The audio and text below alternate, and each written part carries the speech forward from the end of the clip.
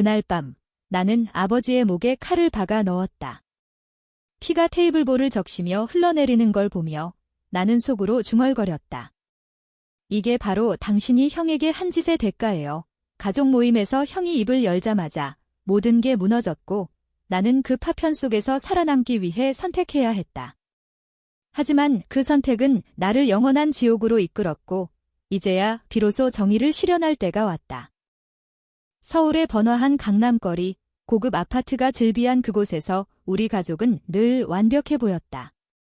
아버지는 대기업 임원으로 매일 새벽 출근에 밤늦게 돌아오시며 가족의 안위를 책임지셨다. 어머니는 세련된 주부로 이웃들의 부러움을 사며 가정의 화합을 유지하셨다. 형, 민준이는 나보다 5살 많았고 대학을 졸업한 후 아버지의 회사에서 일하며 후계자로 키워졌다. 나는 그늘진 막내, 태민으로 아직 대학생 신분으로 형의 그림자 아래 살았다. 우리는 매년 설날이나 추석에 모여 가족 모임을 가졌고 그날은 아버지의 60번째 생일이었다. 테이블 위에는 한우 스테이크와 다양한 반찬이 차려졌고 와인병이 반짝였다. 공기는 웃음과 축하로 가득 찼다. 하지만 그 순간이 왔다. 형이 포크를 내려놓고 떨리는 목소리로 말했다.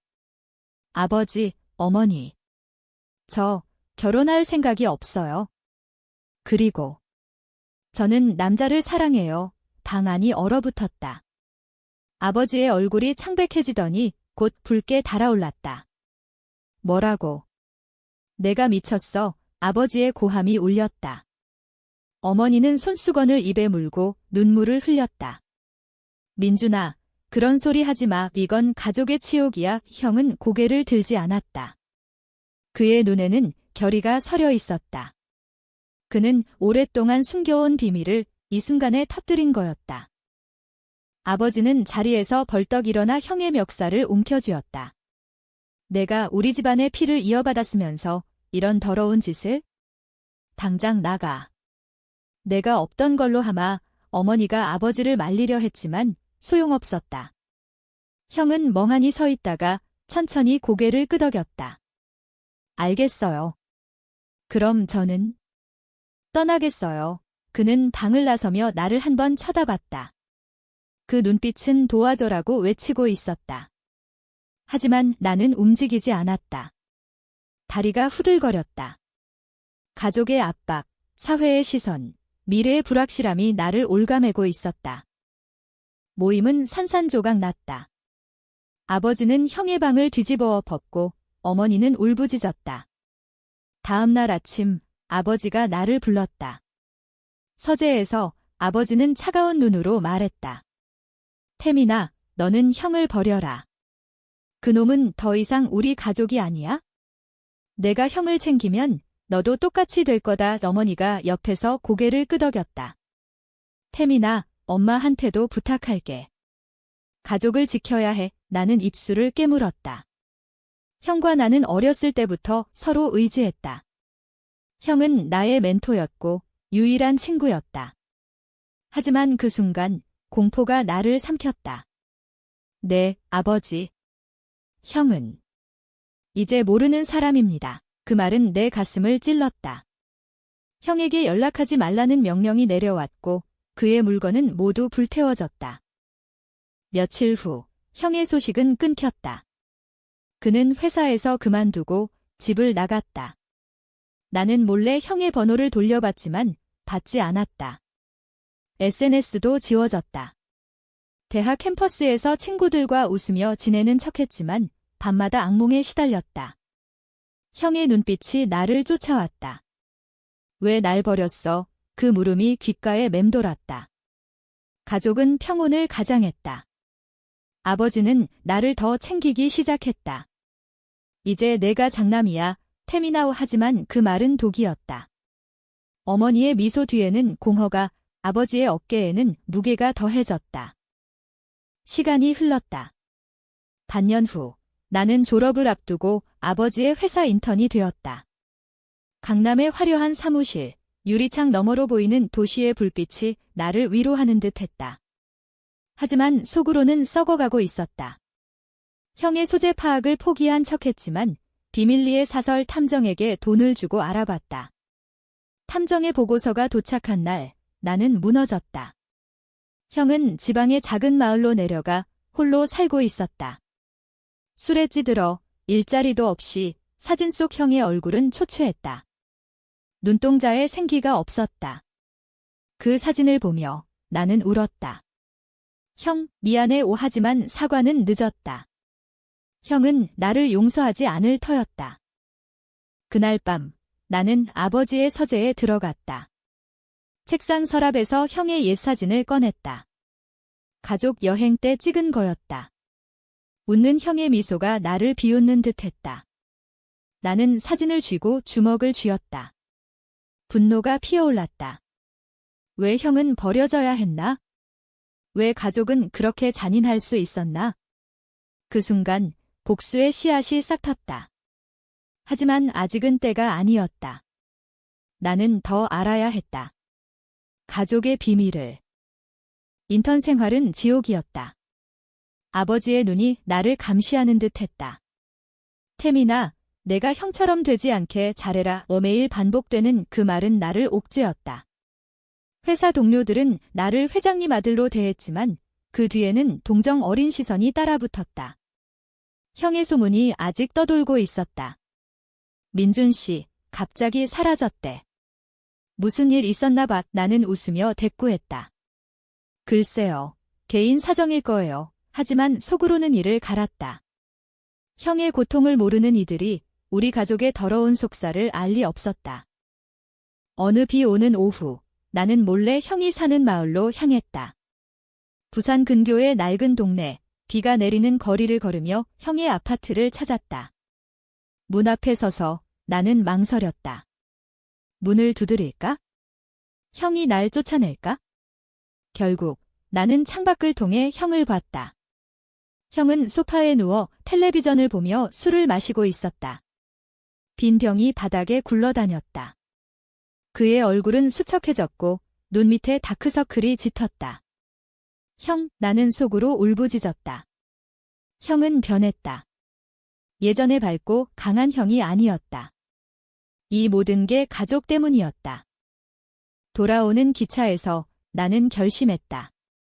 복수를 해야 한다. 하지만 어떻게? 단순한 폭력은 형의 고통을 되살리지 못할 터였다.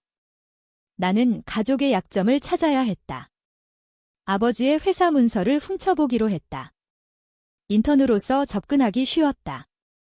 밤늦게 사무실에 남아 아버지의 컴퓨터를 해킹했다. 비밀번호는 어머니 생일이었다. 아이러니컬하게도. 파일을 뒤지다 충격적인 문서를 발견했다. 민준 투자 프로젝트라는 폴더. 형이 회사에서 맡았던 프로젝트였다.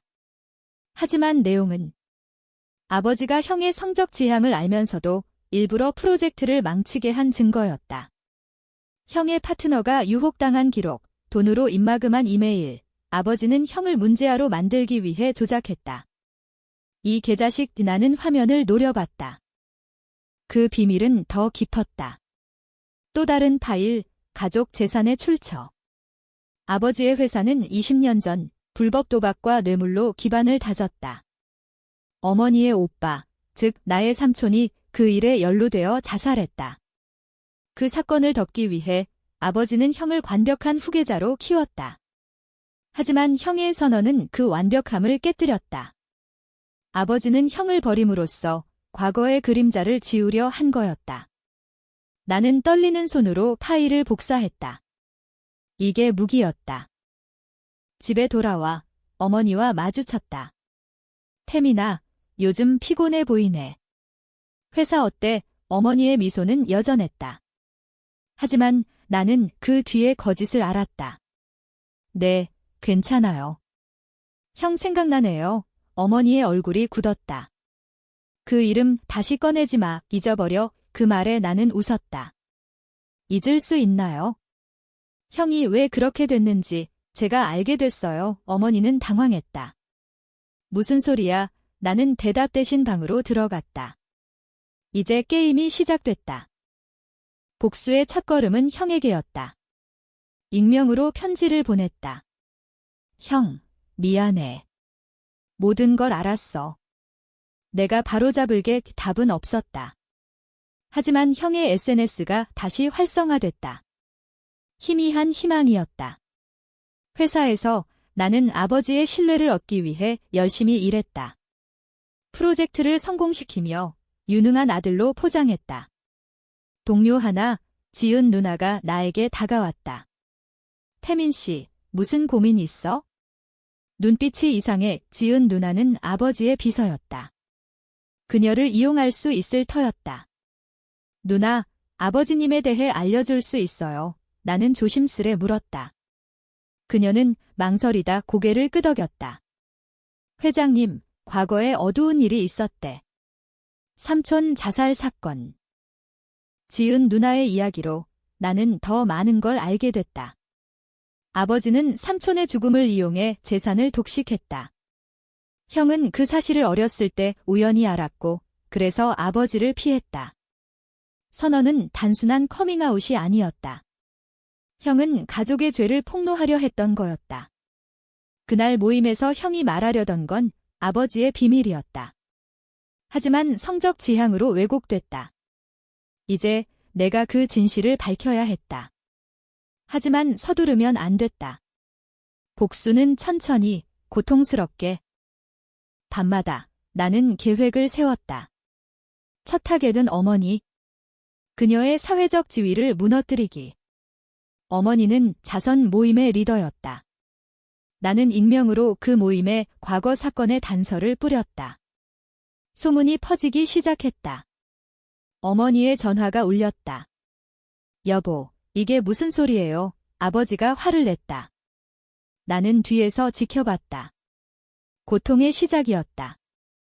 소문은 불길처럼 번졌다. 어머니의 자선 모임에서 누군가 그 집안, 과거에 도박 스캔들 있었대라고 속삭였다. 어머니는 얼굴이 창백해져 집으로 돌아왔다.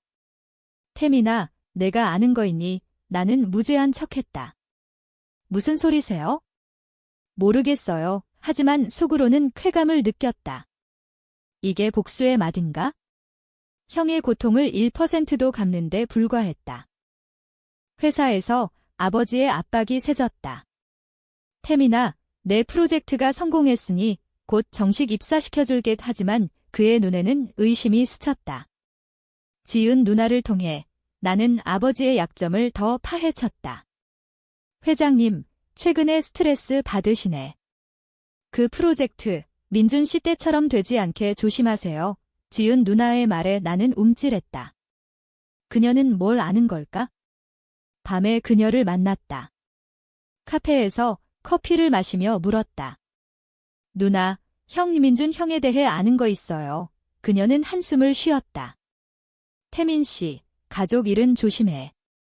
회장님, 민준 씨를 정말 사랑하셨어. 하지만 그 사랑이 집착이었을지도. 지은 누나의 고백은 충격이었다. 아버지는 형을 완벽하게 만들기 위해 어렸을 때부터 학대했다. 공부, 스포츠, 연애 모든 걸 통제했다. 형의 성적 지향은 그 통제의 결과였다. 형은 반항으로 선언한 거였다. 누나, 그럼 아버지는? 네, 회장님은 후회하세요. 하지만 인정 못하실 거예요. 나는 고마워하며 헤어졌다. 하지만 그녀를 믿을 수 없었다. 그녀도 가족의 일부일 수 있었다. 형에게 다시 연락했다. 이번엔 직접 전화. 신호음이 길게 울리다 형의 목소리가 들렸다. 누구세요? 목소리가 갈라져 있었다. 형, 나야. 태민. 침묵. 너 왜 전화해? 버린 주제에 형의 말은 칼날 같았다. 형, 미안해. 모든 걸 알았어. 아버지의 비밀, 삼촌 일, 내가 갚을게. 형이 웃었다. 웃음소리가 메아리 쳤다. 갚아. 늦었어. 난 이미 죽었어, 태민아. 그냥 사라져. 전화가 끊겼다. 나는 무너졌다. 형의 절망이 나를 짓눌렀다. 그 후 나는 더 깊이 파고들었다. 사설 탐정을 다시 고용해 아버지의 과거를 조사했다. 보고서가 도착했다. 20년 전 삼촌은 아버지와 도박장에서 빚을 졌다. 아버지는 삼촌을 배신해 경찰에 신고했다. 삼촌은 자살했다. 재산은 아버지에게 넘어갔다. 어머니는 그걸 알면서도 침묵했다. 형은 어렸을 때 그 장면을 목격했다. 그래서 아버지를 증오했다. 선언은 그 증오의 폭발이었다. 형은 저는 당신들처럼 되지 않겠어요 라고 말하려 했던 거였다. 이 진실로 나는 어머니를 압박했다. 저녁 식사에서 나는 던졌다. 어머니, 삼촌 일, 왜 숨기셨어요? 어머니의 젓가락이 떨어졌다. 태민아, 그건. 형이 알았어요. 그래서 버림받은 거죠. 아버지가 끼어들었다. 닥쳐. 내가 뭘 알아? 나는 웃었다. 모든 걸 알아요. 이제 당신들 차례예요. 그날 밤 집은 전쟁터가 됐다. 아버지는 나를 때렸다. 배신자 새끼, 피가 입에서 흘렀다. 하지만 나는 일어났다. 이게 형이 받은 대우죠. 다음 날 나는 집을 나왔다. 작은 원룸으로 이사해 회사에서 멀찌감치 떨어졌다. 복수의 두 번째 단계, 회사 내부 파괴. 나는 지은 누나를 설득했다. 누나, 아버지의 비밀을 폭로해요. 형을 위해 그녀는 망설였다. 태민 씨, 그럼 나도 끝장이야. 누나도 피해자잖아요. 아버지가 당신을 이용했어요. 결국 그녀가 동의했다. 우리는 익명 블로그에 문서를 올렸다. 대기업 임원의 어두운 과거. 소문이 폭발했다. 주가가 흔들렸다. 아버지의 전화가 끊임없이 울렸다. 형에게 알렸다. 형, 시작됐어. 형의 답, 멈춰, 태민아. 이건 내가 원하는 게 아니야. 하지만 나는 멈추지 않았다. 분노가 나를 몰아갔다. 어머니가 찾아왔다. 태민아, 제발. 가족이야. 나는 문을 쾅 닫았다. 가족. 형한테 한 짓이 가족입니까? 블로그 글이 퍼지자 언론이 달라붙었다. JTBC 뉴스에서 대기업 스캔들 헤드라인. 아버지의 회사 주가는 10% 하락했다. 사무실은 혼란의 도가니였다. 아버지는 긴급회의를 소집했다. 누가 유출했어? 그의 시선이 나에게 머물렀다. 나는 차분하게 말했다. 글쎄요, 아버지. 과거가 돌아오는 거 아닐까요? 아버지의 주먹이 책상을 쳤다. 너, 내가 한 거냐? 나는 미소 지었다. 증거가 없잖아요. 집으로 돌아온 아버지는 지쳤다. 어머니가 간호했다. 여보, 태민이가 왜 저래? 그 새끼가 형 따라간 거야. 그 대화를 엿들은 나는 복수의 다음 단계를 밟았다. 지은 누나와 함께 더 큰 폭로를 준비했다. 삼촌 자살의 사진, 뇌물 증거. 하지만 지은 누나가 변했다. 태민 씨, 이건 너무 나가. 멈추자. 그녀의 눈에 두려움이 있었다. 누나, 왜? 회장님께서 나한테 제안하셨어. 내가 배신자라고. 배신이었다. 지은 누나는 아버지 편이었다. 그녀가 나를 팔아넘긴 거였다. 나는 그녀를 쫓아냈다. 혼자서 싸워야 했다. 형에게 전화했다. 형, 도와줘. 나 혼자야. 형의 목소리가 약했다. 태민아, 와, 내려와. 나는 부산으로 갔다. 형의 아파트는 더 초라해졌다. 형은 나를 안아주지 않았다. 왜 왔어? 내 선택이었잖아. 나는 무릎 꿇었다. 형, 용서해. 내가 잘못했어. 이 형은 한참 동안 침묵하다 말했다. 용서. 그럼 함께 싸우자. 하지만 난 이미 포기했어. 형과 함께한 날들, 우리는 과거를 털어놨다. 형은 아버지의 학대를 고백했다. 아버지는 나를 무기로 썼어. 사랑이 아니었어. 나는 울었다. 형, 내가 당신을 지킬게. 우리는 계획을 세웠다. 형의 증언으로 공식 고발. 하지만 형의 몸이 약했다. 술과 스트레스로 간이 나빠졌다. 병원에서 의사가 말했다. 늦었어요. 회복 어려워요. 그 소식에 나는 무너졌다. 복수가 형을 살리지 못한다면 무슨 소용. 서울로 돌아와 나는 광기 어린 행동을 했다. 아버지의 차에 브레이크를 손봤다. 하지만 실행하지 않았다. 아직은. 대신 언론에 직접 연락했다. 저는 오그룹 회장의 아들입니다.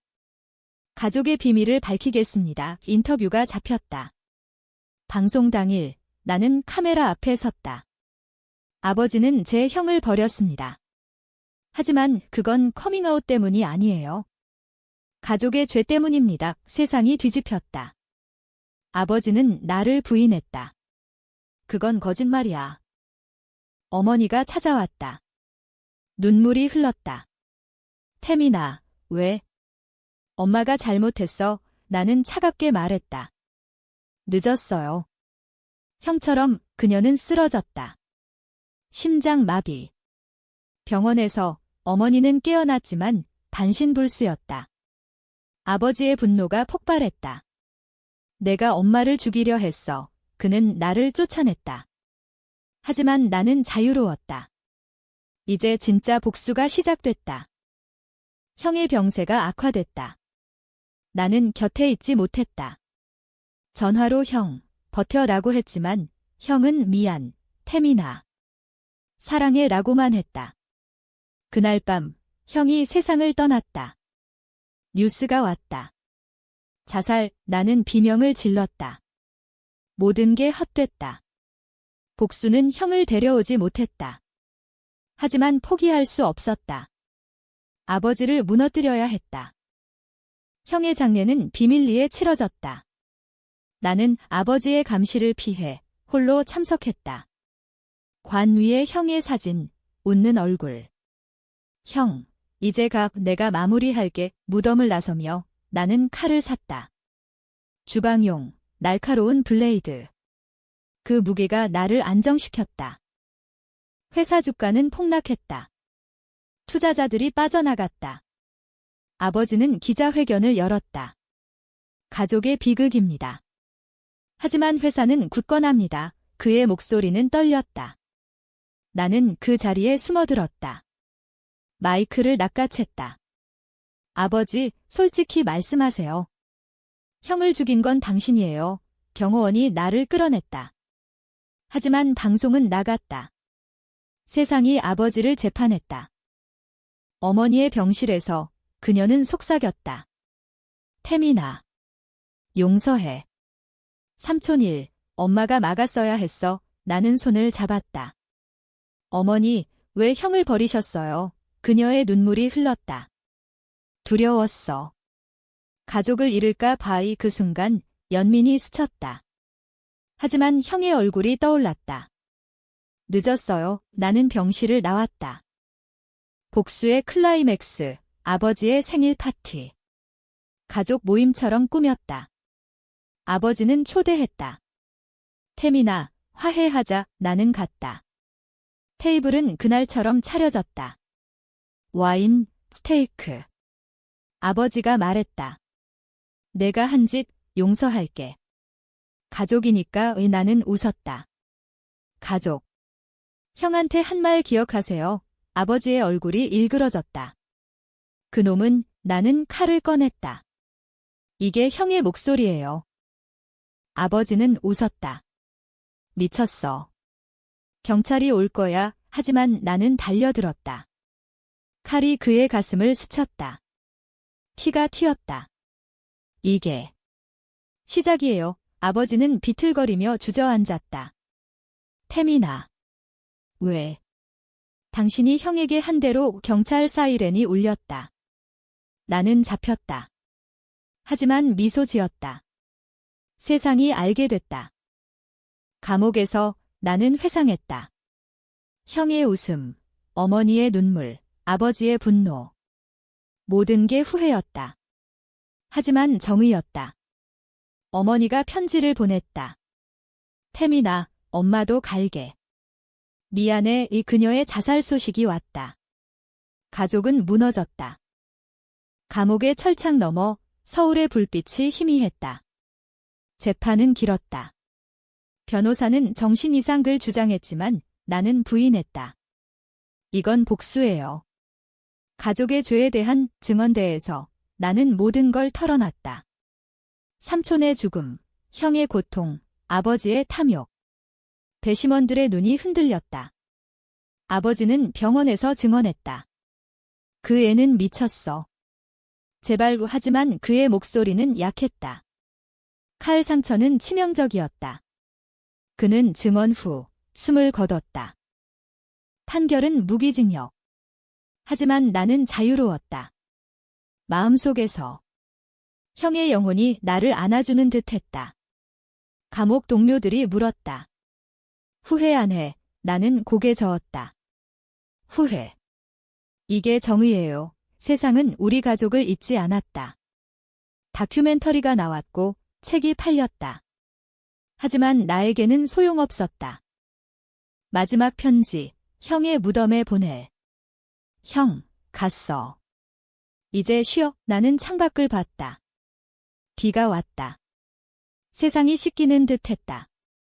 복수는 끝났지만 상처는 영원했다. 가족은 사라졌고 나는 홀로 남았다. 하지만 그 홀로움 속에 평화가 있었다. 정의의 대가였다. 에필로그. 몇 년 후 감옥 밖에서 누군가 나를 기다렸다. 지은 누나였다. 태민 씨, 형의 편지예요. 형의 마지막 말. 태민아, 사랑해. 용서했어. 눈물이 흘렀다. 모든 게 끝났다.